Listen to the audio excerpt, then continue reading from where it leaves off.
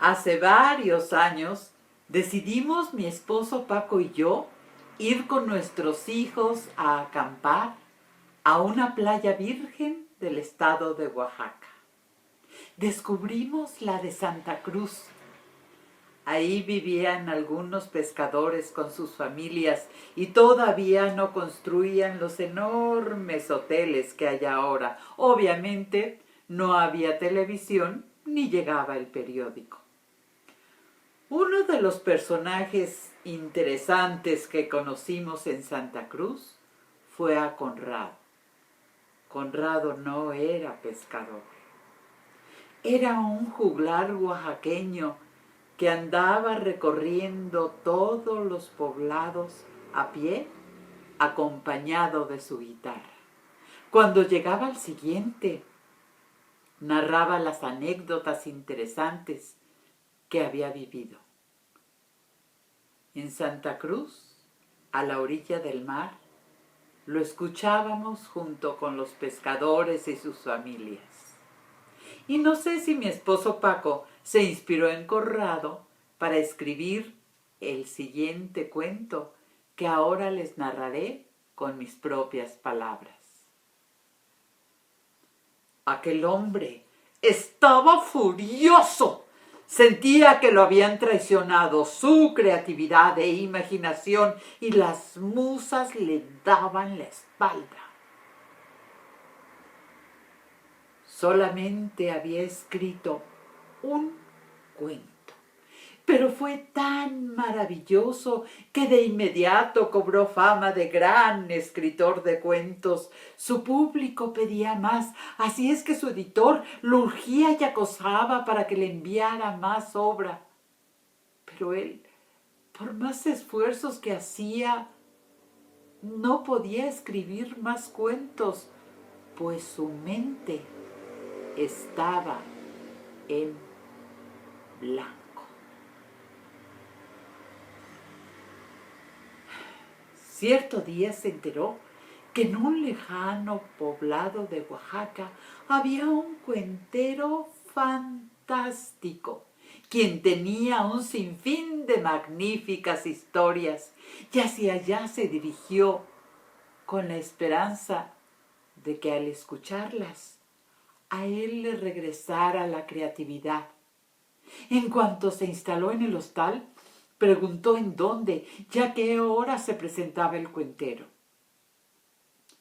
Cuando llegó a la plaza pública, lo vio parado debajo de un frondoso árbol, rodeado por todos los pobladores de aquel lugar.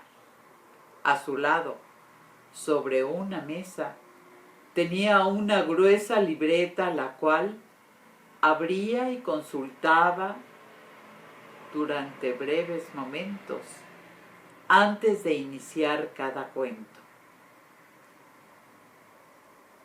Aquel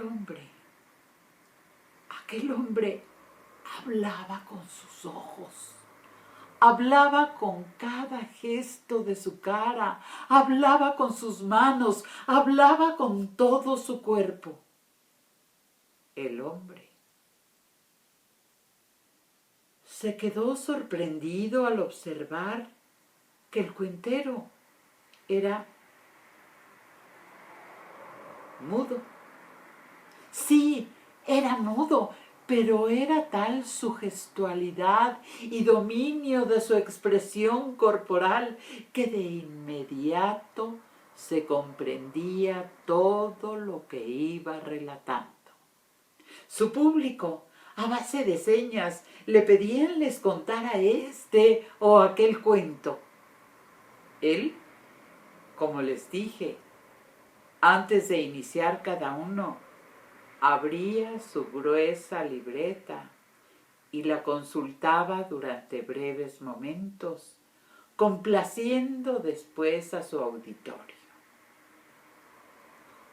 El hombre asistió a infinidad de presentaciones del cuentero mudo, y en cuanto llegaba al hostal se sentaba desesperado a tratar de escribir otro cuento. Esfuerzo inútil. pues su mente seguía en blanco.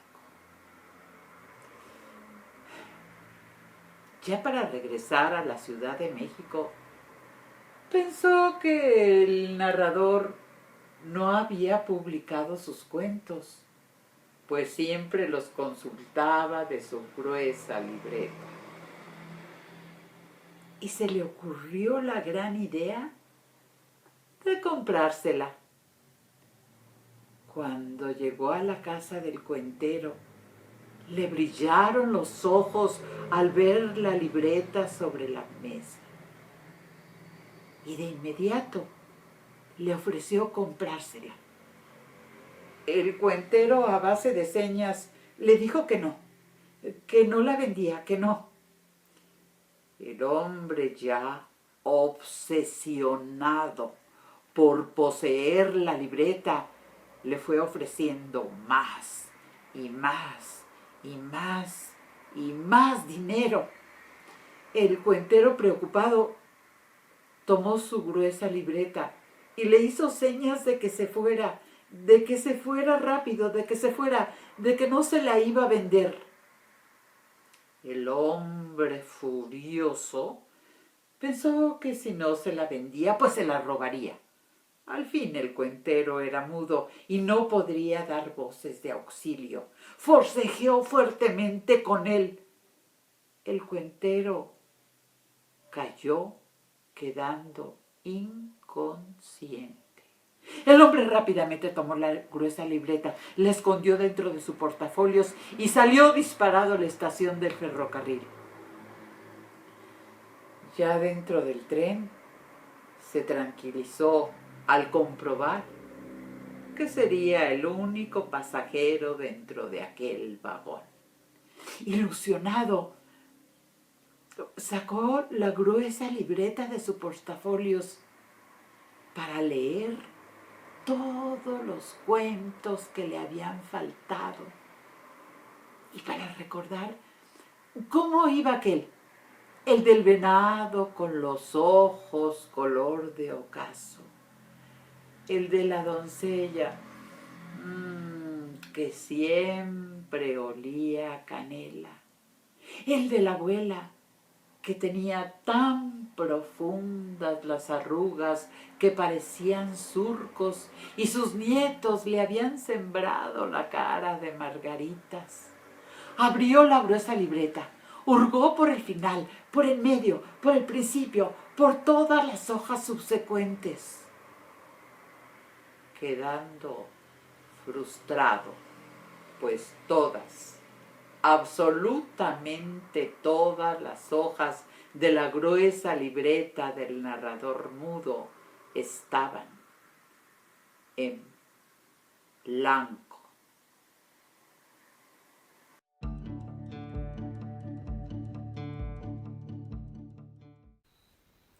Cuando era pequeña, mi abuela me llevaba a pasear a Buenos Aires, que es una gran ciudad de la República Argentina. 9 horas tardábamos en llegar desde la ciudad de Santa Fe donde yo vivo. Ay, pero cuando llegábamos, caminábamos por esas calles interminables, enmarcadas de edificios. Ella me llevaba de su mano y yo en la otra tenía a mi muñeca Cuca. Cuca, le decía en secreto, mira qué edificios tan altos. Y pensaba en las escaleras que habrán necesitado para pintarlos. Y mirábamos para arriba y nos mareábamos y hasta vértigo nos daba. Y de eso, lo único que nos salvaba era la mano suave de mi abuela. En algún lugar del planeta, no muy lejos, allí a la vuelta, existía una ciudad que crecía y crecía y crecía para arriba sin parar. Es que en esa ciudad vivía gente con muchísimo dinero que codiciaba esos terrenos más que a ningún otro. Entonces los arquitectos e ingenieros se las ingeniaron para construir diminutos departamentos uno arriba del otro, hasta llegar a las nubes. De lejos, de tan finitos y tan flacos, parecían fideos. Cuentan que algunas familias tardaban hasta 2 horas en llegar a su casa en ascensor. Algunos no tenían tiempo ni para comer y otros aprovechaban el ascenso para contar los billetes y las monedas que tenían bien escondiditos en todos los bolsillos. Dicen que a partir de los 200 metros faltaba el aire, pero como esos departamentos eran muy lujosos, tenían equipos de oxígeno para ayudar a estos pobres ricos a respirar. Cuentan que un día un niño arrojó de la ventana más alta del edificio más alto de esa ciudad que crecía y crecía para arriba sin parar, una moneda.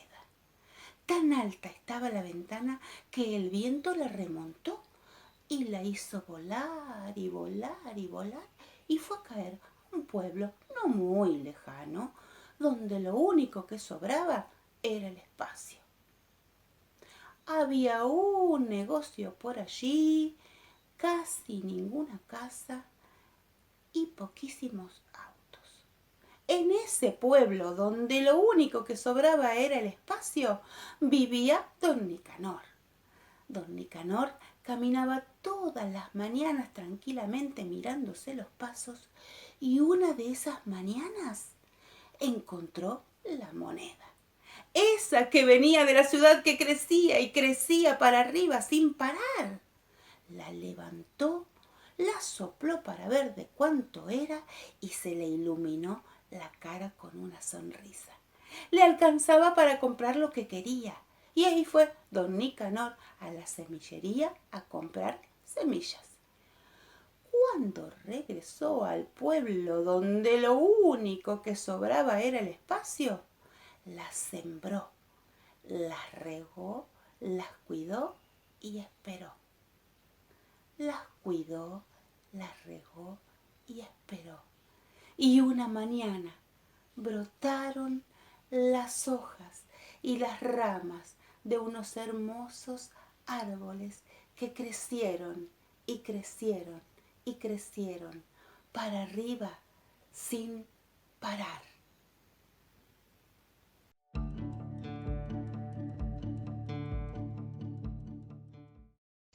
Soy Delia Palomino, guamaní, de nacionalidad peruana.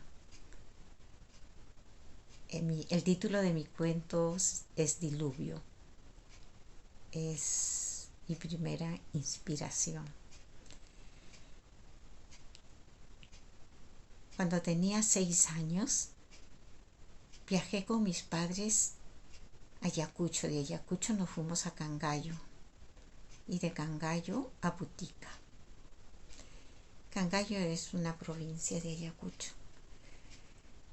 A conocer a mi abuelita. Después de un viaje largo, llegamos a ese pueblito pequeño y mi papá inmediatamente, ¿no?, llegó a la casa, allá le dicen chocita, inmediatamente empujó la puerta y entró. Entonces yo vi en el fondo que había, me impresionó una candela, que parecía que estaba en un canastón o estaba en un macetero, ¿no? Pero era así, algo redondito y alargado, y las chispas que reventaban como que jugaban. Y ahí estaba una viejita, que era mi abuelita, con un palo estaba moviendo ese fuego. Se abrazaron mi papá, mi mamá, lloraron. Yo también con mi abuelita, y mi abuelita me agarraba mis cachetitos. Y lo que me impresionó, claro, conocer a mi abuelita que estaba junto a ese fuego, que era el fogón, y para mí descubrir algo nuevo, porque en la capital no la había visto, y además a los 6 años pues todavía era pequeña. Y me gusta el fogón.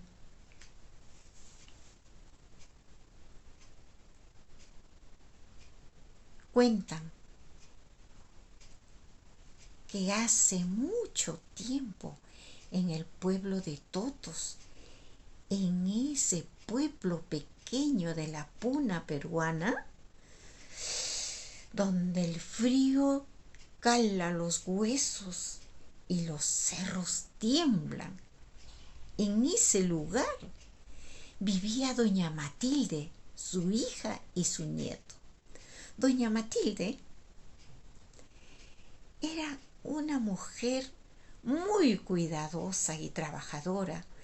Tenía su huerto, su chacrita, donde cultivaba maíz, papa, trigo y hortalizas para su sustento diario, su alimentación. Además tenía 2 ovejas y una llama, la llama indispensable porque con ella cargaba la leña.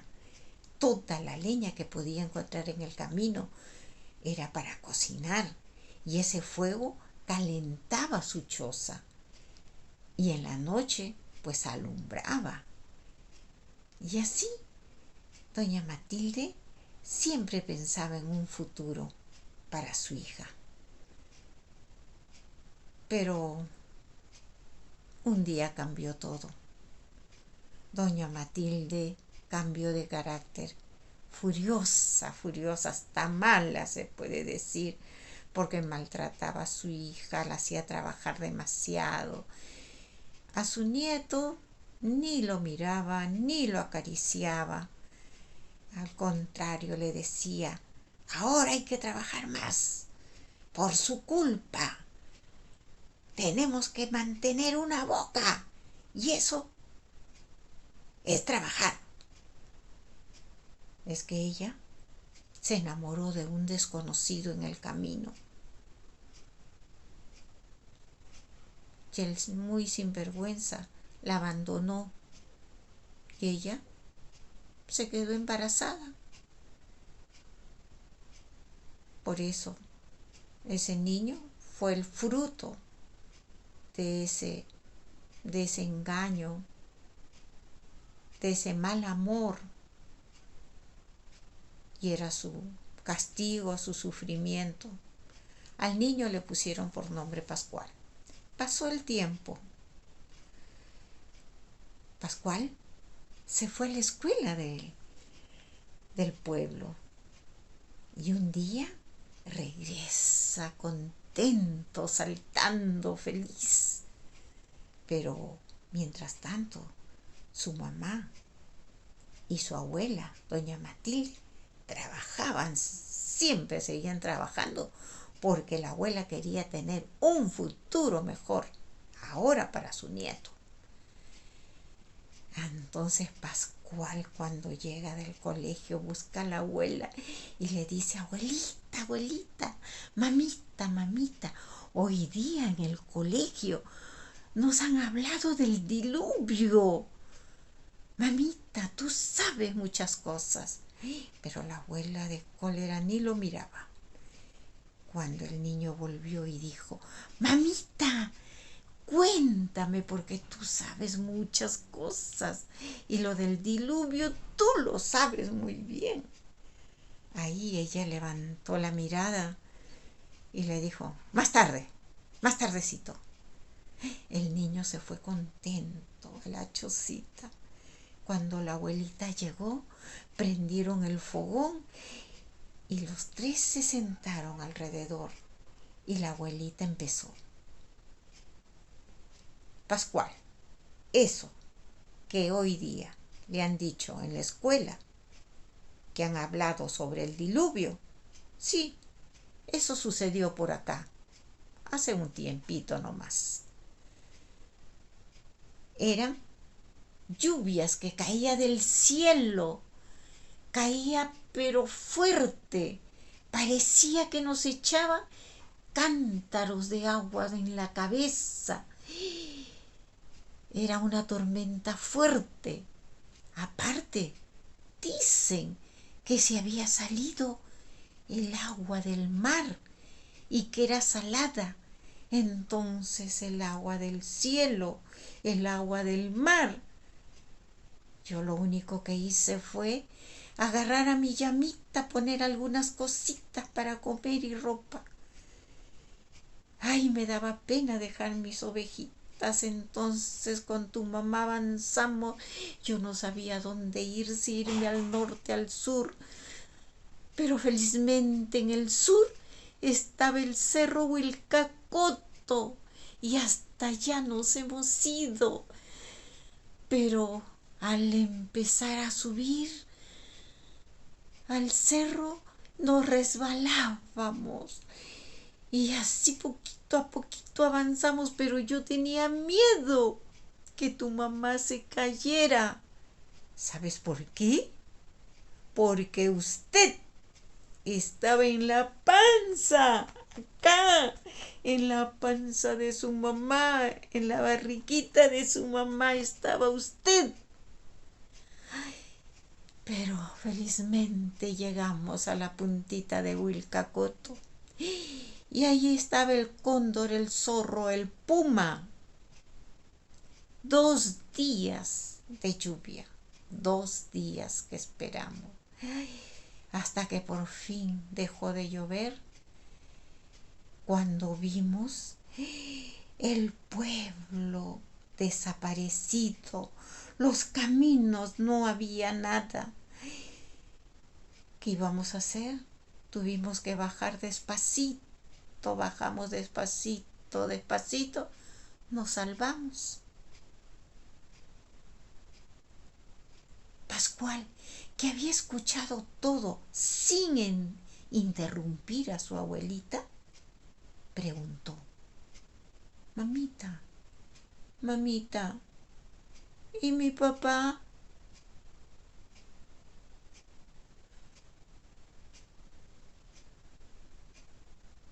¿Tu papá? ¿Sabes? No sabemos. Es que tu papá viajaba siempre. Seguro que el diluvio lo habrá agarrado por ahí. ¿A qué cerro se lo habrá llevado? ¿Dónde estará? No sabemos. El niño, en esa noche fría y oscura de la puna, estaba triste. La abuela se paró inmediatamente, abrazó a su hija.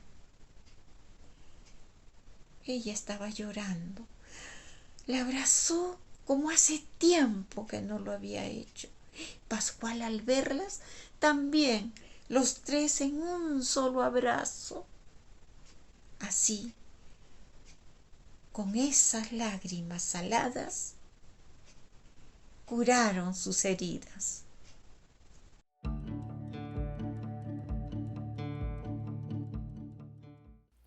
Yo no creo en las leyes de la naturaleza.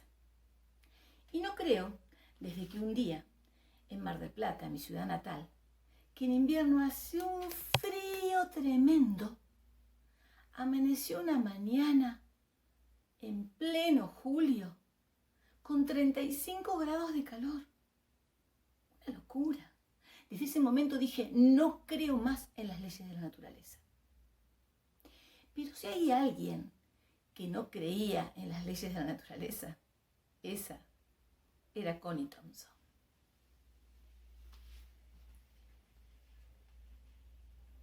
Connie Thompson era una inglesa que vivía en Chelsea, una pequeña ciudad de Inglaterra. Cuando era pequeña le pasó algo extraño. Tenía en el fondo del jardín un duraznero anarquista que hacía lo que se le antojaba. Sacaba brotes y flores en pleno invierno. Se le caían las hojas en primavera. Y en verano quedaba pelado ese hermoso duraznero. Desde ese momento dijo, no creo más en las leyes de la naturaleza. Y lo llevó adelante. Creció, se casó con un señor que trabajaba en un ferrocarril y fueron muy felices. Hasta que un día le ofrecieron trasladarlo a la Argentina. Argentina, Argentina, dijo Connie. Fue a la biblioteca corriendo, buscó el globo terráqueo. Cuando se dio cuenta que Argentina estaba allá, al fondo, casi cayéndose del mapa. De pronto le regresaron todos sus miedos. Pero su esposo la convenció y la verdad que cuando llegaron al lugar le pareció que era todo bastante consistente. Vivieron muy felices muchos años en Banfield, un pueblito perdido, lejos de la capital. Hasta que un día el señor Thompson murió. Connie quedó desolada y solo la sostenía su rutina de jugar a las cartas, al bridge o tomar el té de las 5. Su familia le escribió y le escribió desde Inglaterra, diciéndole, por favor, Connie, volvé. ¿Qué vas a hacer ahí, en ese pueblo perdido? Pero Connie, sin embargo, pensó otra cosa, porque hubo algo que le hizo cambiar de opinión. Empezó a ver que la gente decía, ¿a dónde vamos a parar? Está todo mal, todo se va a ir al diablo.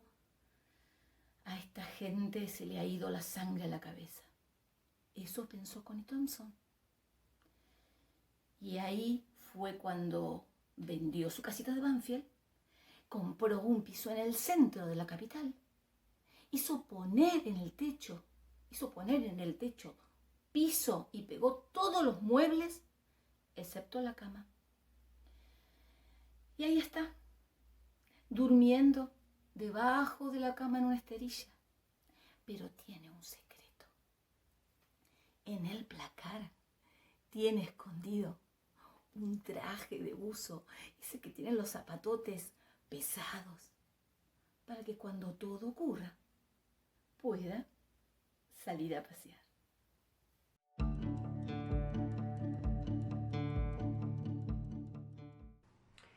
Pertenezco a una familia originaria de un estado de la República Mexicana, más específicamente de un pueblo mágico llamado Mascota, Jalisco. Ahí se acostumbra por las tardes reunirse las familias a escuchar las narraciones de las abuelitas, en las que cuentan cuentos largos. En esta ocasión, yo recuerdo uno más corto que me encantaría decirles a ustedes. Su nombre es Alas. Sucedió hace mucho tiempo que había un campesino que era muy trabajador, alegre y le gustaba cantar mucho. De su trabajo a su hogar tenía que caminar por largas horas. Un día, sin darse cuenta, se internó en un bosque que le pareció encantado, porque había grandes árboles, flores y frutos de los más maravillosos, y alrededor giraban animales exóticos y bellos. Sin darse cuenta, cerca de él estaba una ave que cantaba en forma celestial. Además, su plumaje era azul turquesa y en sus alas se veía un bello color dorado. No lo pudo evitar. El campesino se acercó hasta el ave, la cazó y se la llevó corriendo a su hogar. Llegando ahí, la depositó en una jaula. La encerró. Corrió por granos de lo más exquisito de su cosecha y le puso agua en un cuenco de cristal. Pensó, en la noche tendrá frío, y la cubrió la jaula con una manta gruesa y afelpada. Todas las mañanas el ave, al despertar, entonaba su bello canto. El hogar del campesino se veía cada día más alegre, porque se escuchaba esa bella melodía. Al transcurso del tiempo, el ave empezó a cantar más quedo, más triste, más melancólico. Y su plumaje tan bello se había convertido en triste y opaco. Y para colmo, un día dejó de cantar. El campesino, azorado, asustado, angustiado, corrió hasta la jaula y le preguntó a la ave: ¿qué te sucede? ¿Por qué has dejado de cantar? Para su asombro, el ave le contestó: ¿y cómo no lo he de hacer?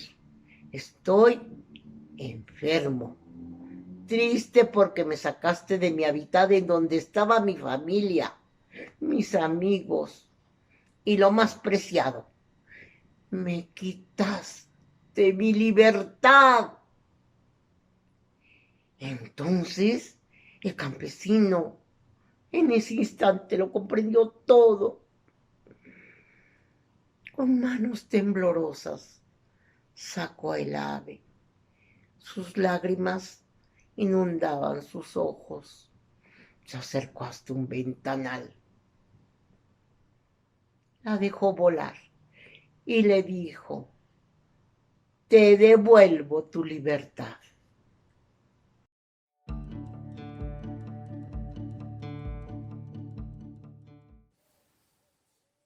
De niña deseaba que llegaran las vacaciones. Ese era el momento en el que mis padres me llevarían junto a mis hermanos a pasar tiempo con nuestros abuelos. Ellos nos recibían siempre felices. Mi abuelo era un hombre de campo, amante de los caballos. No se perdía una doma. Pero lo que más le gustaba era escuchar a los payadores, esos personajes que junto a sus guitarras y unas rimas contaban todo lo que allí sucedía. Por eso en algún momento se hizo de una guitarra y nos reunía cada tarde para contarnos historias. El tiempo fue pasando y mi abuelo partió. Aquel fue un momento muy duro para todos. Recuerdo estar frente a su tumba sin entender lo que allí sucedía.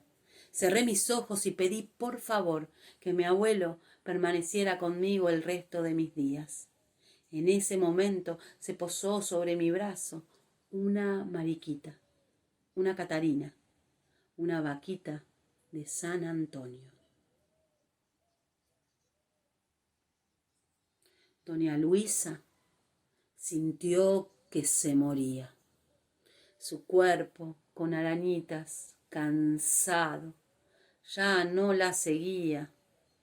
Una tarde, sentada en su mecedora, sintió un fuerte dolor en el pecho.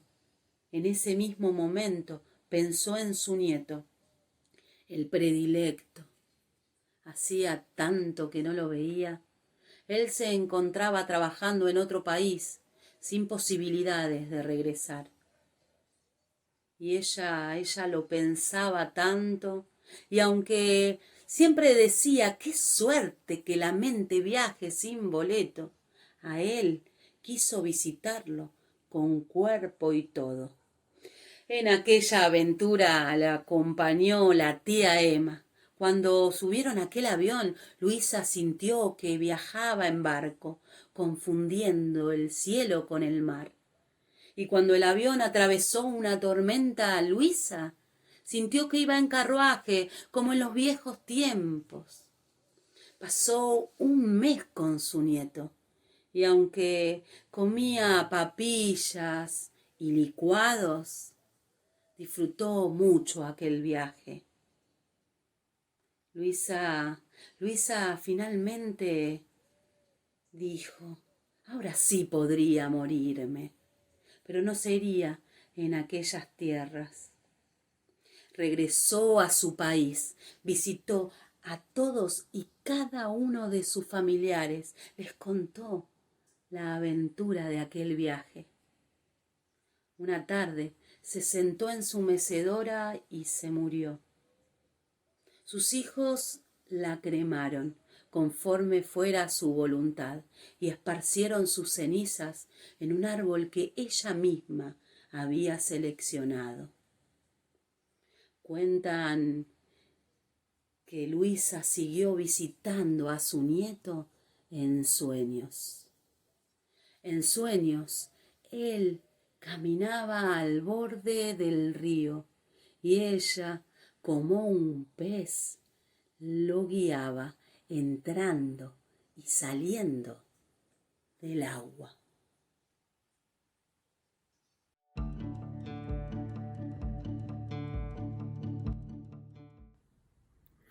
¿Cómo olvidar mi primer día en la Universidad Nacional Autónoma de México? Éramos 450 alumnos de diferentes preparatorias, públicas y privadas. Todos estábamos sentados en el auditorio de la Facultad de Ciencias, alumnos aspirantes a la carrera de Físico, Actuaría y Matemáticas. A eso de las 10:30 llegó el maestro de álgebra. Nos miró y dijo: «Ay, muchachitos, ¿de veras creen que puede haber tanto científico en México? Pues conmigo no va a pasar ni el 25%. Y así fue como yo saqué un 4 en mi examen. Cuando me entregaron la calificación, esa noche no podía dormir, giraba de un lado para otro. Tuve un insomnio, me dolía la cabeza y después tuve una pesadilla donde soñé que me correteaba un 4, pero no recuerdo si era de brinquito o era de cabeza».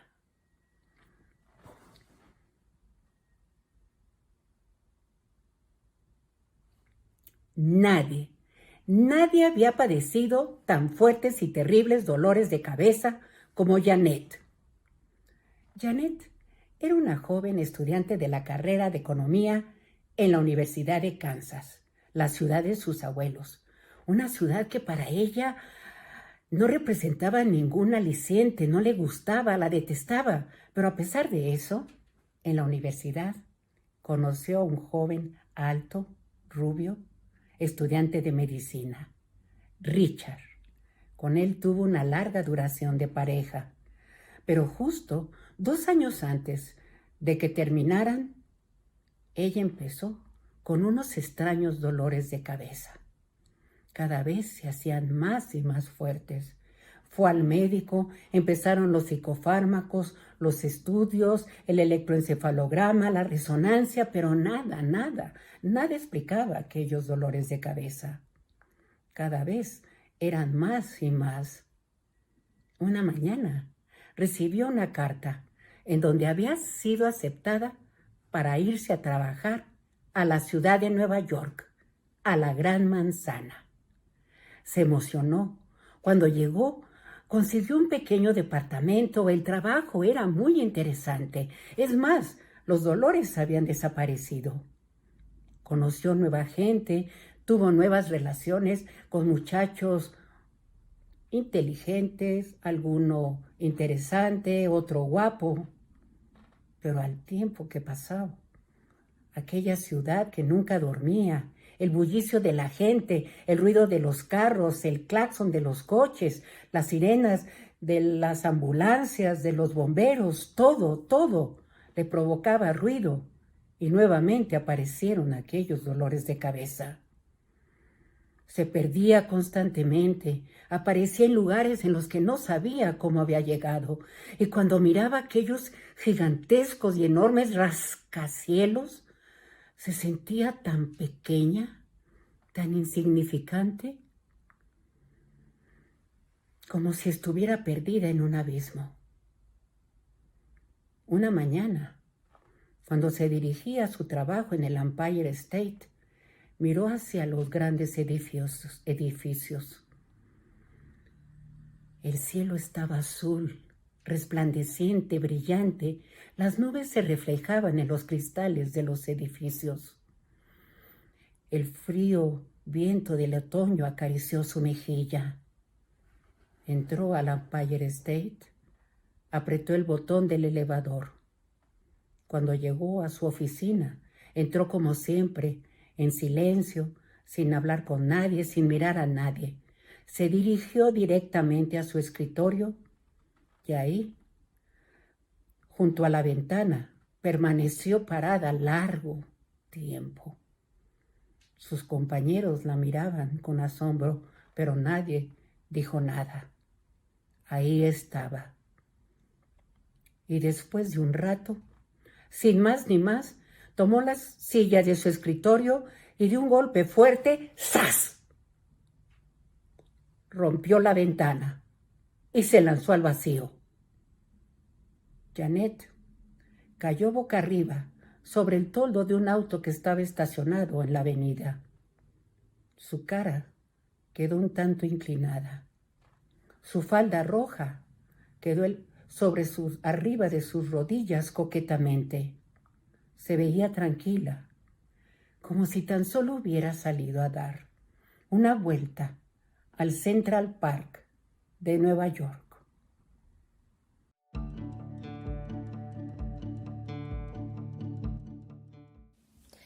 Atesoro los días de mi niñez, cuando juntos con mi abuelo descubríamos el mundo. Yo le preguntaba todo lo que a mí me interesaba saber y él siempre tenía una respuesta para darme. En las noches jugábamos a las cartas y antes de irme a dormir espantaba mis miedos con sus cuentos y con sus historias. Éramos cómplices de juegos. Yo siempre pensé que él veía a través de mis ojos y yo a través de los suyos. Se acercaba el Día Internacional de la Amistad y en un jardín de infantes decidieron realizar un concurso. Colgaron grandes carteles coloridos y repartieron notas a los padres de los niños para anunciar dicho acontecimiento. Iban a elegir al niño o a la niña más cariñoso, aquel o aquella que con su corta edad tuviese grandes valores. Todos esperaban muy expectantes la noticia del ganador. Resultó elegido Lucas, un niño de tan solo 4 años de edad, que vivía con sus padres en la casa de al lado de una pareja de ancianos, que eran como sus abuelos, esos que elige el corazón. Por eso, las puertas de su casa siempre estaban abiertas para él. Todas las tardes, cuando Lucas salía de la escuela, pasaba a visitar a los abuelos. No necesitaba que salieran a recibirlo. Simplemente él anunciaba su llegada con unos golpecitos en la puerta. Y así entraba. Recorría toda la casa hasta encontrarlos. Y allí, en la cocina, estaban los abuelos esperándolo, con una leche chocolatada, una sopa calentita, con cuentos, con juegos. A Lucas le encantaba pasar horas y horas junto con los abuelos. Así pasaban los días y una mañana la dulce abuela fallece. Y hubo que explicarle a Lucas que la abuela se había ido para nunca más volver. No entendía, Lucas no entendía por qué él no iba a ver más a su abuela. Corrió hasta la casa de los abuelos. Entró, recorrió toda la casa buscándolos. Fue hacia la cocina, pero allí no estaban. Fue hacia los dormitorios, tampoco estaban allí. Salió al jardín y allá, a lo lejos, vio al abuelo sentado en su mecedora llorando. Lucas corrió hacia él y lo abrazó fuerte, muy fuerte. Julia, la madre del niño, los miraba desde lejos. Entonces vio que el abuelo se secaba la última lágrima y que le da un beso al niño. Lucas volvió hacia donde estaba la madre. Julia le pregunta: Lucas, ¿qué le dijiste al abuelo? Nada, mamá, nada. ¿Cómo que nada, Lucas? ¿Qué le dijiste al abuelo? Nada, mamá. Y cuando por tercera vez Julia, muy insistente, le vuelve a preguntar, Lucas, con una profunda ternura, le explica: nada, mamá, nada. Simplemente lo acompañé a llorar.